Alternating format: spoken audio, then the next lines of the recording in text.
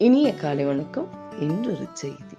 பெண் குழந்தையை பெற்ற பெற்றோர்களின் செவிகளுக்கு பெண் குழந்தையை பெற்றுவிட்டோமே என்று தங்கம் வெள்ளி வாங்கி சேர்க்க வேண்டும், நிலபலன்கள் வாங்க வேண்டும், செலவை குறைத்து பணம் சேமிக்க வேண்டும் என்று ஏங்கி தவிக்காதீர்கள்.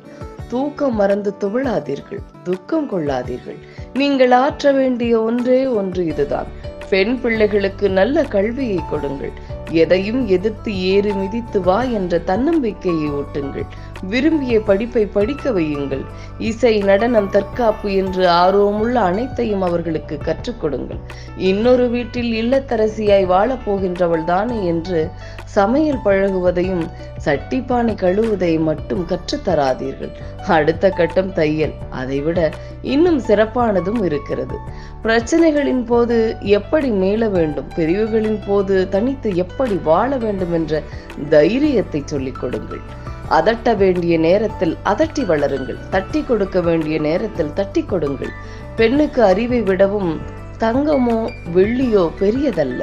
தங்கமும் நிலமும் வெள்ளியும் தானாய் கதவை தட்டும். அவளிடம் படிப்பிருந்தால் உங்கள் வளர்ச்சியை கண்டு உலகம் கைத்தட்டும்.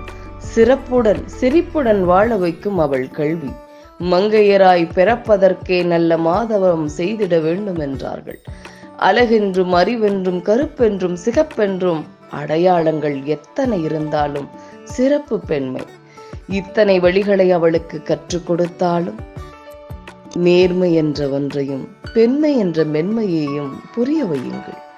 அதை புரிந்து கொண்டால் அதன் மகத்துவத்தோடு அவள் வாழ்வாள். நேர்மையின் சுவை எப்படி உள்ளது என்று ஒருமுறை அவளுக்கு உணர்த்துங்கள்.